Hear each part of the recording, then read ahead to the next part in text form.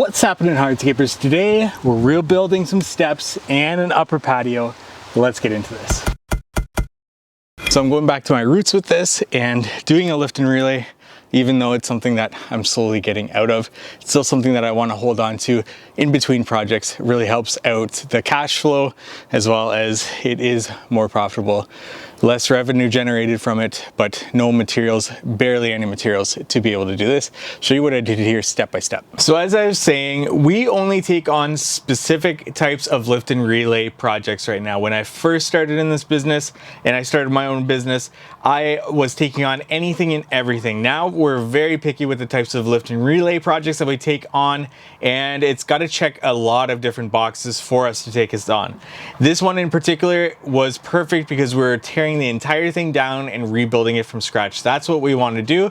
And preferably, we want to make sure that it's built right and properly. There's a reason why this one specifically, we just reused what was on site at the client's request. And for that to happen, we need a lot of boxes checked. So this is not something that we would typically do or take on, but because it was the entire project we were tearing down and starting again. The client themselves were great when we met with them, and they actually contacted us 2 years prior to do this work, but they decided to put it off as much as they could. And number 3, we presented 2 different quotes. One to tear it down, reuse the existing materials and build it back up, or to start from scratch and redo the base and maybe even bring in a new product to actually build this for them. However, at the client's request, they decided to go with the first one, just reusing the same materials and especially the base material, because they have plans in a few years that they're going to be redoing this entire space, and we want to be the contractor for them to be able to do that. Additionally, and probably most importantly, this is in an area that we want to be able to service, that we want to be able to build projects in. Just looking at the houses in the area, it's a perfect area for us to be and have some sort of presence in. So I was excited to actually take this on and have our signs out there, to have our truck out there, to advertise directly. And we actually had a few leads come in while we were there, people reaching out and inquiring about our services while we were on site there. So hopefully that builds into some more leads coming into the business for this in this area that we want to be in. If this project didn't check all of those boxes, we wouldn't have taken it on in the first place, especially with the materials used to build these steps. If you watch this channel at all, you know that I am not a fan of stone dust. We don't use stone dust for anything, and these steps are built entirely on stone dust. So at the beginning of this project, the steps are leaning forward completely, they're sinking down, so we raise them a little bit just to get them to where they need to be at the height to the bottom of that sill. We also noticed that with this project, there's no relief wall, especially against that masonry brick, and with that comes a lot of water damage to that masonry brick, and you can see that it's actually disintegrating there. So we brought that to attention to our clients, as well as when it gets built in the future, when something happens, and hopefully that's us, but if not, there needs to be some sort of relief wall in behind those steps with an additional air gap to ensure that there's air movement and airflow in there, that there's no water damage to that masonry brick. So what we do with these lift and relays is we tear it all down, but we keep everything in place, especially when there's curves, and where there's curves with these wall units and with these caps. We want to make sure that we know exactly where we're going with that. So we actually put them off to the side, but in the same order that we took them down in, and especially for that landing, for those pavers from that landing, we set those aside, and you'll see that when we go back to actually laying these pavers back into place, that there's some small little cuts, there's pieces everywhere. It's just a jigsaw puzzle. So we, especially with that, want to set it aside in the exact order that we picked it up in.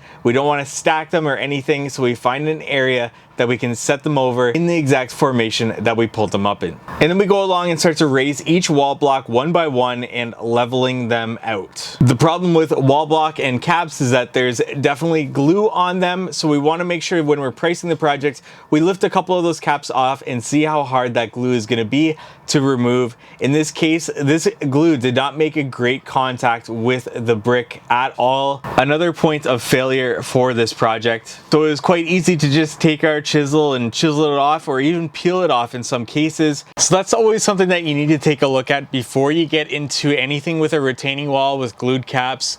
Make sure that the glue is easy to come off. It's sometimes easier and much less expensive comparing labor to materials to be able to just dispose of what's there and purchase new material, because the labor costs and having to scrape away all of that glue and making sure it's nice and clean to be able to be glued again can really outweigh the cost of those materials. So our process with removing these steps was taking them all out, but keeping them in their same formation that we took them out. As you can see, those corners look really bad with the caps, so we just did our best to try to fit them in as best as possible. We can't recut these stones, we can't bring in new stones, these are discontinued, so we're using what's there to make it look as good as possible. And then we just start with that lower tier, we level them out piece by piece, one to the other, front to back, side to side, and then we can get our caps in place. So what I like to do is put the caps in place, make sure that I've got the fitting right, I've got them all in the right order,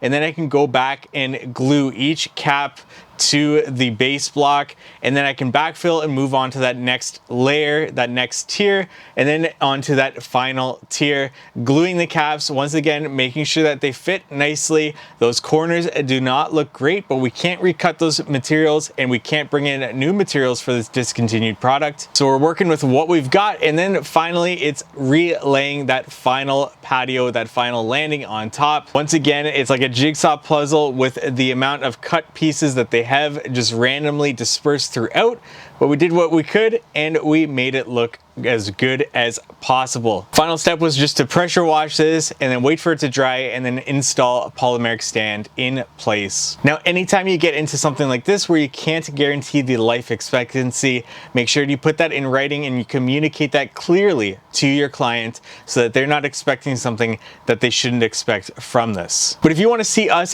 build this from start to finish with no cutting, no editing, just working and seeing the details that we put into a project like this, check out the I Am a Hardscaper Uncut channel. You can find that link in the description below. So here we did a quick lift and relay of this walls, these steps, because they were leaning over quite a bit. So we straightened them up.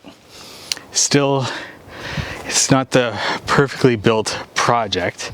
You can see that we've got tiny little cut stones that they did here that really messed us up, as well as the wall. There's no buried course for this, so there's a little bit of messing around with this to get it the way we wanted it to look, to at least hold up for a little bit of time here. And you know, whenever you're doing a lift and relay, you're really handcuffed by the way it was built in the first place. You can never make it even better than the way it was in the first place. You can only match what they've done unless you were to bring in more product or new product and do a new build of this.